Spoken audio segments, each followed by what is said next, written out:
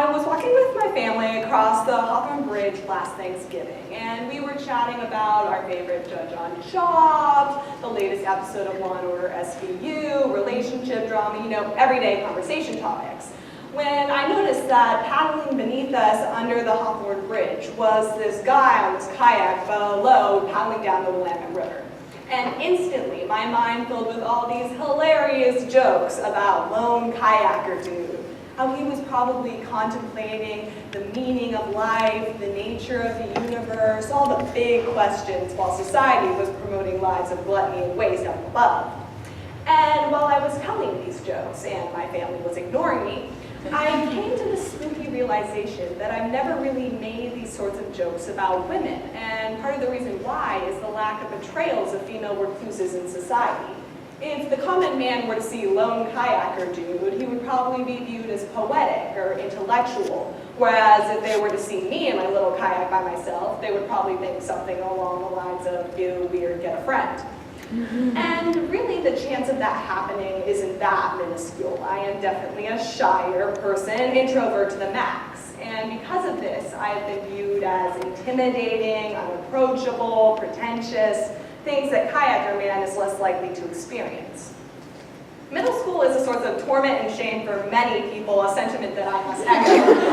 I remember a specific moment in middle school during science class when we were pairing up for science projects and I didn't have a partner, overhearing a female classmate of mine say of me, "Oh, her? She's really weird and quiet. I don't think she has any friends." And in nearly the same breath, I overheard her transition to talk about her recent crush on so-and-so, who was so dark and mysterious and quietly played the ukulele to himself during recess. I went to an art school. And in that moment, I remember thinking, among other things, what does a lady need to do to get in on that dark and mysterious action? Why is he dark and mysterious, but I'm just weird? And in retrospect, I wish I could tell my middle school self not to fret that much over her comments, because A, you would eventually get taller than her, so whatever. And B, you're not alone in realizing this disparity. I've come to the realization that male and female recluses, people who are removed from society or remove themselves by choice, are not portrayed similarly.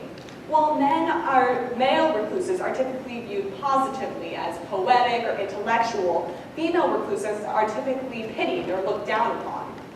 I almost considered not applying for TEDx because although I knew what I wanted to talk about almost instantly, I came across an unnerving and startling problem when I sat down to actually write my speech. I couldn't think of any real-life female recluses to include. When I sat down to make a list of female recluses in history or modern society, I came up with a blank. And it felt pretty weird to be writing a speech partially about female recluses and not list any real-life female recluses. However, I came to realize that this doesn't discredit my speech. I don't believe that female loners simply don't exist because introversion is equally likely in men and women. Rather, I believe it demonstrates that society doesn't celebrate or revere female loners in the same way we do men. For how many times have we seen the male poet in the wood type character? The man who retreats into the forest to find himself or reject society. The man who battles nature solely by his wit and strength. A plethora of men pop into my head. Thoreau, Saint Benedict, Leonardo DiCaprio's character in Revenant. Just the other day, I was at a friend's house and I glanced at her coffee table to notice another one of these poet-in-the-wood type novels, except this time the poet in question was in a desert. We're getting really original with the plot lines here.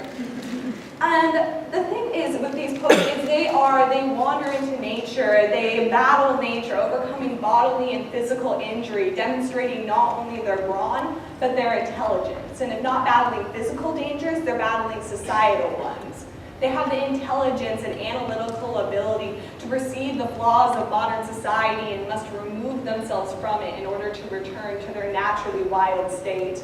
They wander into nature and muse about the wonders or hardships of life, pensive, poetic, perceptive. They are heroic, analytical, masters of nature and society. But as I mentioned earlier, it's very difficult to just even think of female recluses in history. But to me, Emily Dickinson stands out as a defining example. Emily Dickinson very much lived the life of the classic poet in the woods. She lived in the forest, secluded from others, read many books, and wrote poetry. However, Emily Dickinson has never been viewed as a Thoreau or a Benedict or even a poet in the wood type character, although she technically was a poet in the woods. Her life is typically viewed with pity or at least some discomfort. And this is especially true of female loners in literature. Their retreats are not focused on spiritual growth or a victory over nature, but rather an overwhelming desire to return back to society. Case in point, Hester Prynne. The tragic heroine of The Scarlet Letter, Hester Prynne is forcibly exiled from her community and forced to live in the forest with her illegitimate child. Her story is framed by her despair, her shame, her bemoaning of her life, and her overwhelming desire to return back to society. Yet another example, Tess of the D'Urbervilles, the tragic eponymous hero of Thomas Hardy's classic novel, who is not to be confused with Tom Hardy, the hunky actor who coincidentally was in Revenant with Leonardo DiCaprio and a bear. Unlike Leonardo DiCaprio, and like Hester Prynne, Tess's story is racked by despair and shame. After being impregnated and seduced at a young age, Tess is more or less exiled from her society. These are not the sort of characters that leave the reader in awe, captivated by their sheer intelligence. If you're anything like me, you're a little bored and tired. Where are the heroes and bears and Leonardo DiCaprio? Something happens when people, namely men, portray strong, independent women without the support of society. They turn pitiful.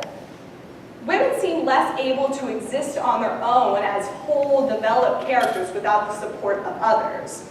Because women aren't able to reach this level of the poet in the woods, women aren't able to match the poetic complexity of their male counterparts. And as it turns out, our attraction to male recluses over female recluses is developed on a biological level. A 2011 study by the University of British Columbia revealed that while women were found more attractive when happy and smiling, men were found more attractive when stoic and serious. The image of the stoic, serious, male, poet recluse is more attractive to us, not just because it's portrayed as more heroic, but because we're physically more attracted to it. Therefore, it's no wonder that we aren't as drawn to withdrawn, reclusive women. We're physically less attracted to them. And this disparity is relevant even in our most beloved literary characters. For example, let me take two characters from literature, equally reputable and classic. Hamlet and Hermione Granger. I bet you never imagined these two characters being compared here. Lonely, distant, moody, we're talking about Hamlet, the most famous loner in all of literary history. Hamlet secludes himself from his friends, his family, society, to bemoan his fate, to lament his life, and also espouse beautifully profound soliloquies. And to be fair, Hamlet's life is pretty sucky. Uncle killed his father, mother married his uncle, girlfriend's going crazy, life's coming up lemons for Hamlet. However, unlike the two previous female characters I've described, Hamlet is still portrayed admirably. While parts of Hamlet's life and character are not so good, overall we look at Hamlet with a sense of reverence. He is poetic, contemplative, even though he may stab the occasional guy through a curtain, but all in a day's work. Meanwhile, Hermione, as portrayed in the first Harry Potter novel, a bright young woman miles ahead of her classmates, is viewed with pity. Her life seems pathetic as we hear of others belligerently attack her for having no friends and her off-putting appearance. No worries though, because these two flaws are quickly solved and her life is no longer sad. She is part of a trio, and thanks to a magical makeover in book 4, her most important quality, her looks, are saved. Yes. Women seem less able to go and match, again, as I said, this wholeness, this poet in the woods by themselves. While men can be viewed as complete whole entities on their own, women seem to need others to be viewed as whole. And this is especially important in the ongoing discussion of gender inequality. Because women aren't able to embody this character of the poet in the woods, this character emblematic of poetic complexity, intellectualism, even attractiveness, women aren't able to go and be viewed as mental equals to their male counterparts in similar situations. And this disparity yet again reinforces the concept of women's intelligence being inferior to male intelligence. And this is also incredibly important for young girls who are in the most important time for their self-development, who will not only be looked down upon others for being quiet or shy, but they will look down upon themselves for having these qualities rather than taking pride in their own differences. It's not easy being different, I know from experience. I felt so much shame when I was younger for being quiet or a little shyer. I had no female role models like myself to look up to, and I was brainwashed by how society had portrayed women like myself. Who at age 12 wants to end up like Hester Prynne? And so we need to go and encourage this mentality to go and help empower women so they can go and really go and take pride in their own differences, no matter what, whether they are extroverted or introverted. And understandably, the issue of gender inequality is much more multifaceted and diverse than simply a lone kayaker dude or a poet in the woods. But it's these small instances of inequality, such as poet in the woods or lone kayakers, that accumulate together to form a sexist society. By addressing this disparity and acknowledging the effects it has on our subconscious, we come one step closer to creating an equal society of lone kayaker dudes and dudettes. Thank you.